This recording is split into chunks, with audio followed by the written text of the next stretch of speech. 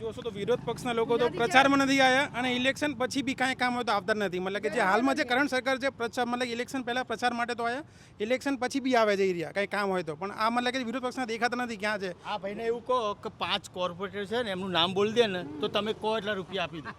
જૂના કોર્પોરેટર છે ને એમનું 5નું નામ બોલી દે ને તો એક પારુલબેન કહું ને પારુલબેન છે, બીજા 3 છે એમનું નામ પારુલબેન કહું ને પારુલબેન બોલાવો નામ તો બોલાવો. પારુલબેન કહું છું પારુલબેન એમની ભાઈ નામ બોલાવો ને.